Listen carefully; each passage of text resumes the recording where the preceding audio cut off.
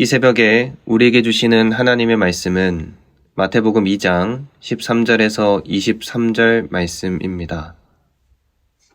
하나님 말씀을 봉독하겠습니다.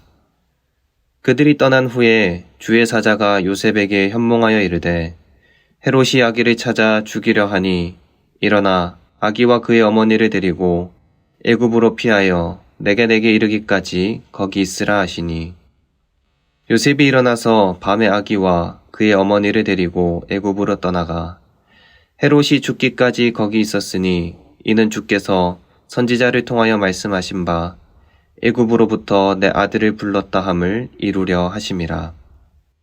이에 헤롯이 박사들에게 속은 줄 알고 심히 노하여 사람을 보내어 베들레헴과 그 모든 지경 안에 있는 사내 아이를 박사들에게 자세히 알아본 그때를 기준하여 2살부터 그 아래로 다 죽이니 이에 선지자 예레미야를 통하여 말씀하신 바 라마에서 슬퍼하며 크게 통곡하는 소리가 들리니 라헬이 그 자식을 위하여 애곡하는 것이라. 그가 자식이 없으므로 위로받기를 거절하였도다 함이 이루어졌느니라. 헤롯이 죽은 후에 주의 사자가 애굽에서 요셉에게 현몽하여 이르되 일어나 아기와 그의 어머니를 데리고 이스라엘 땅으로 가라. 아기의 목숨을 찾던 자들이 죽었느니라 하시니 요셉이 일어나 아기와 그의 어머니를 데리고 이스라엘 땅으로 들어가니라. 그러나 아켈라오가 그의 아버지 헤롯을 이어 유대의 임금됨을 듣고 거기로 가기를 무서워하더니 꿈에 지시하심을 받아 갈릴리 지방으로 떠나가 나사렛이란 동네에 가서 사니 이는 선지자로 하신 말씀에 나사렛 사람이라 칭하리라 하심을 이루려 함이러라. 아멘. 오늘은 말씀을 이루려 하심이라 라는 제목으로 하나님 말씀을 나누고자 합니다. 마태복음 2장은 예수 그리스도의 탄생과 공생애를 시작하기 전까지 약 30년에 걸친 초기 삶의 시작을 담고 있는 말씀입니다. 마태는 이 장을 통해 예수님의 어린 시절에 일어난 여러 사건들이 결코 우연이 아니라 하나님의 말씀과 예언의 성취 가운데 있었음을 증거하고 있습니다. 오늘 말씀 13절부터는 예수님의 애굽 피난 사건과 그로 인해 일어난 헤롯의 베들레헴 유아 학살을 사건을 다루고 있습니다. 그 전에 우리가 먼저 오해하지 말아야 할 것이 있습니다. 유아를 학살한 비극 자체가 하나님의 뜻이라고 성경은 말하고 있지 않다는 것입니다. 이 학살은 어디까지나 헤롯의 죄와 폭력에서 비롯된 인간의 악한 계획입니다. 그러나 마태는 이 어두운 가운데서도 반복해서 증언합니다. 인간의 악과 폭력이 하나님의 구원 계획을 무너뜨리지는 못했다고. 오히려 하나님께서는 악을 일으키지 않으시면서도 그 악 위에서 일하셔서 약속을 성취하시는 분이심을 보여줍니다. 이것이 바로 마태가 고백하는 말씀을 이루려 하심이라의 의미입니다. 오늘 말씀은 우리에게도 이렇게 묻습니다. 세상이 악하고 어두운 순간에도 하나님의 말씀은 여전히 이루어지고 있는가? 이 질문에 마태는 분명히 대답합니다. 하나님의 말씀은 결코 좌절되지 않는다. 오늘은 이러한 맥락 속에서 하나님의 말씀이 어떻게 성취되는지를 살펴보겠습니다. 먼저 오늘 본문은 크게 3가지로 나누어 볼 수 있습니다. 첫 번째는 13절에서 15절입니다. 아기 예수님이 베들레헴에서 애굽으로 피신하게 되는 내용입니다. 13절을 보겠습니다. 그들이 떠난 후에 주의 사자가 요셉에게 현몽하여 이르되 헤롯이 아기를 찾아 죽이려 하니 일어나 아기와 그의 어머니를 데리고 애굽으로 피하여 내가 내게 이르기까지 거기 있으라 하시니. 오늘 본문은 주의 사자가 요셉에게 2번째로 나타난 장면을 중심으로 전개되고 있습니다. 앞선 1장 20절에서와 마찬가지로 본문 13절에서도 주의 사자가 현몽하였다라는 표현이 반복되는데 이는 예수님의 탄생과 성장의 과정이 인간의 계산이나 선택이 아닌 하나님의 계시와 말씀에 의해 인도되고 있음을 보여주고 있습니다. 요셉은 천사의 말에 따라 아기 예수와 아내를 데리고 애굽으로 피해 그곳에 머물러야 했습니다.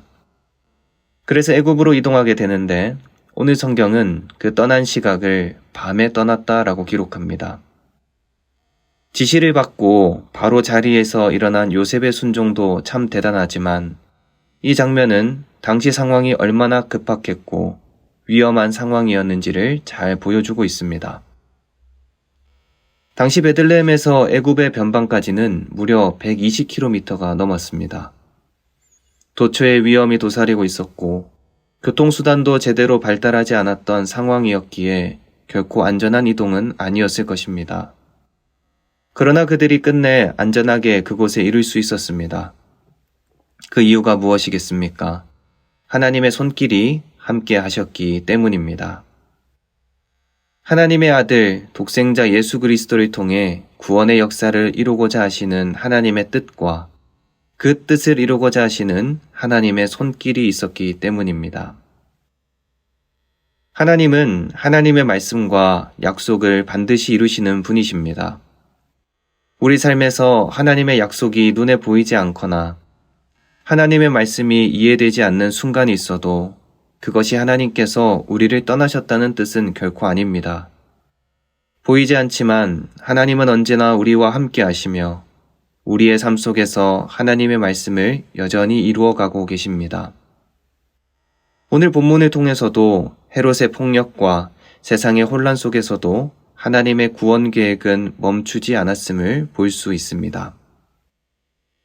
15절에서는 구약의 말씀을 인용하여 이 상황이 하나님의 말씀이 이루어지는 과정이라고 설명합니다. 15절입니다. 주께서 선지자를 통하여 말씀하신 바 애굽으로부터 내 아들을 불렀다 함을 이루려 하심이라. 이 말씀은 구약의 호세아 11장 1절의 말씀을 인용한 것입니다.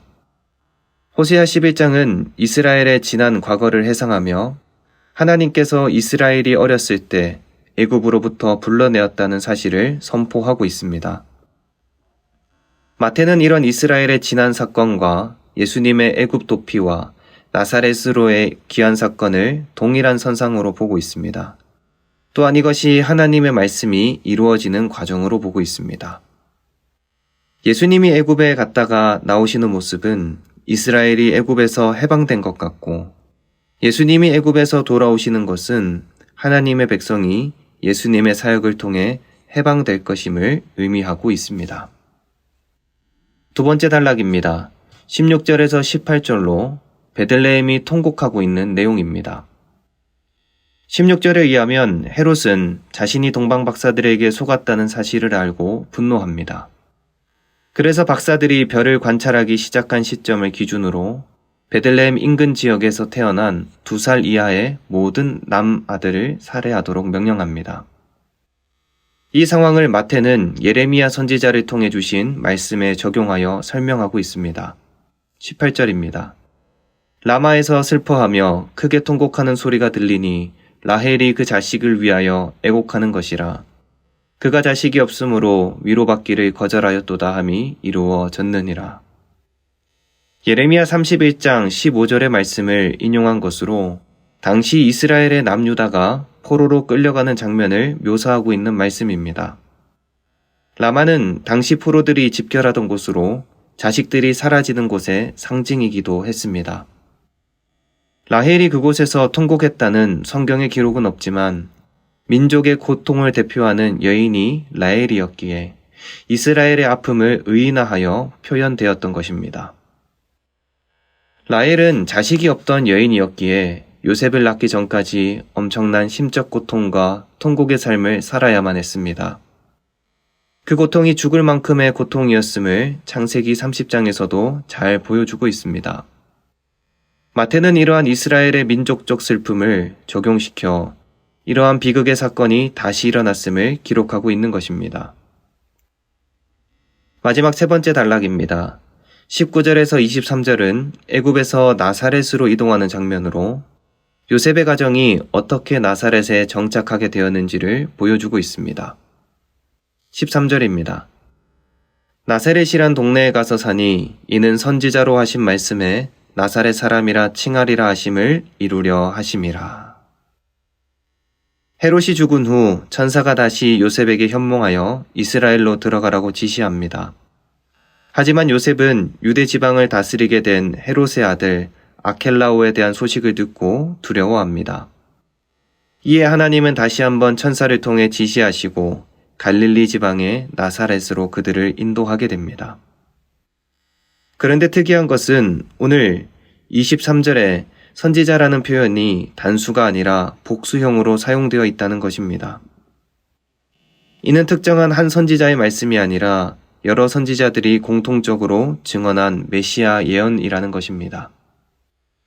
그러나 구약 성경 어디에도 나사렛 사람이라 불려질 것이라는 문장이 직접적으로 등장하지는 않습니다.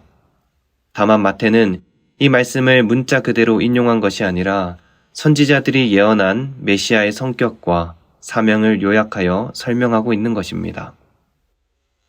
나사렛은 당시 보잘것없고 천대받으며 낮게 여겨지는 곳이었습니다. 나사렛 사람이라는 표현 자체가 멸시와 낮음을 내포하고 있습니다. 예수님은 바로 이러한 곳에서 성장했으며 낮은 자, 연약한 자들과 함께 하시고 직접 낮은 자의 자리, 모습으로 오신 참된 메시아이심을 드러내셨습니다. 오늘 마태복음 2장은 우리에게 분명히 말합니다. 역사의 어둠 속에서도 하나님의 말씀은 멈추지 않는다는 사실입니다. 헤롯의 폭력과 인간의 악한 선택 속에서도 하나님의 구원 계획은 좌절되지 않았고 오히려 그 모든 상황 위에 하나님의 말씀이 이루어지고 있었습니다. 오늘 말씀의 모든 과정은 우연이 아니라 말씀을 이루려 하시는 하나님의 섭리입니다. 하나님은 악을 사용하지 않으시지만 악 위에서도 일하셔서 그분의 뜻을 이루어 가십니다. 우리 삶에도 이해되지 않는 현실과 두려운 상황이 있을 수 있습니다.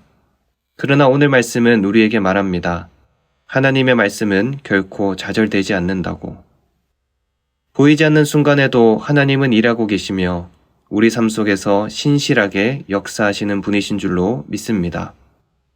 이 믿음을 가지고 오늘도 말씀을 이루시는 하나님을 바라보며 믿음으로 승리하는 삶을 사시는 모두가 되시기를 간절히 소망합니다. 기도하겠습니다. 신실하신 하나님 아버지, 오늘 우리에게 말씀을 이루시는 하나님을 보여주시니 감사합니다. 세상에 어둡고 이해할 수 없는 일들이 반복되는 가운데서도 하나님의 뜻과 약속은 결코 멈추지 않음을 믿음으로 고백합니다. 헤롯의 폭력과 눈물의 역사 속에서도 구원의 길을 여셨던 우리 하나님, 우리 삶의 혼란과 두려움 속에서도 여전히 일하고 계시는 하나님, 그 하나님을 믿고 신뢰하며 살게 하여 주옵소서. 오늘도 날 향한 하나님의 말씀이 이루어짐을 믿고 믿음으로 걸어가는 복된 하루 되게 하여 주시옵소서. 감사드리며 예수님 이름으로 기도드립니다. 아멘.